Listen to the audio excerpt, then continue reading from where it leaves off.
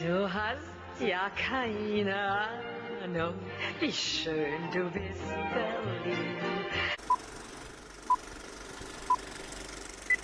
Hello and welcome back to snowy and freezing cold Berlin, and we're back in front of the Brandenburg Gate for yet more piquant insights and flavoursome aperçus. And please don't forget to subscribe and leave a comment. This elusive, ruminative and very absorbing movie, Everybody Digs Bill Evans, presents its successive scenes like a sequence of unresolved chords, carrying the listener on a journey without a destination, and is incidentally one of those rare films featuring a wonderful supporting turn which does not undermine or upstage the rest. It's a film about music and what happens when a musician cannot play and is left to consider the terrible sacrifices made without conscious consent to this all-consuming vocation, which creates family pain and jealousy almost as a toxic byproduct. It's a drama to put you in mind of Glenn Gould or Hilary Dupré, sister of Jacqueline. Screenwriter Mark O'Halloran has adapted the 2013 novel Intermission by Owen Martell about renowned jazz pianist Bill Evans, leader of the 60s Bill Evans Trio, and his period of emotional devastation when no music was possible.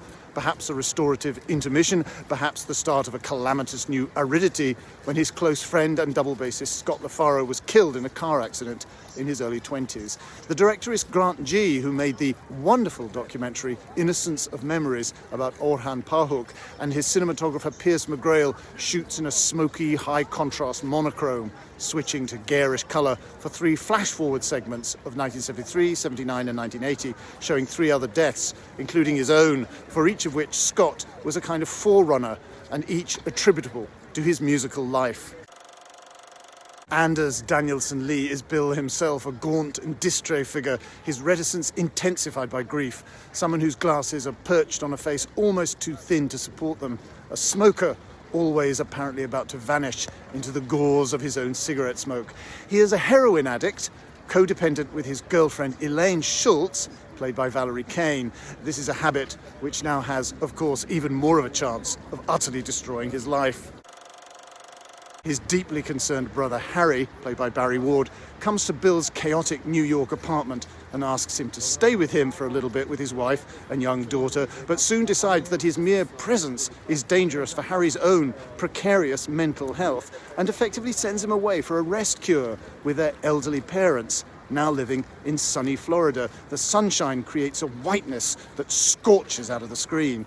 This is his mum Mary, played by Laurie Metcalf, and genial, cantankerous dad Harry Sr., a terrific performance from Bill Pullman, a garrulous old guy who drives his son around his sleek new neighborhood. They actually hail from Plainfield, New Jersey, pleased as punch with his son's new prominence and his own prosperous leisure. At the wheel, he's given to faintly old Rabbit Angstrom monologues in an Updikean way about the way the country is going. Look at the Kennedys. The Irish are taking over, but never any Welsh. It's because we've never suffered. It is our punishment.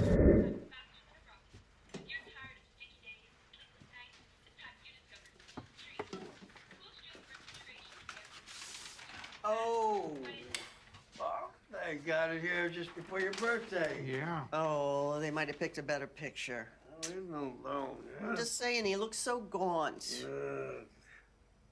Yeah, you want to listen to it now? It's like a mugshot.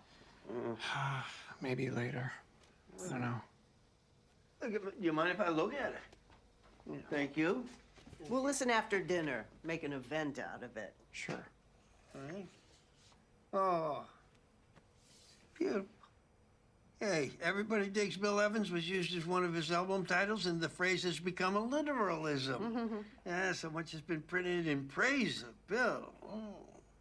It's difficult to express positive thoughts about him without quoting some other critic, either directly or indirectly.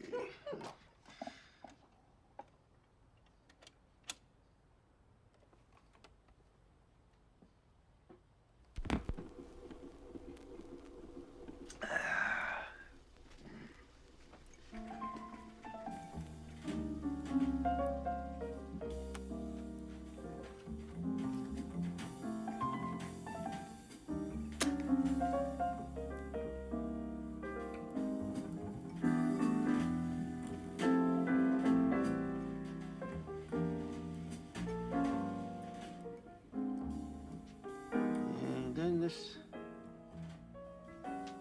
I'd ask Bill to write a few words about Scott and their association, but not surprisingly, he simply could not.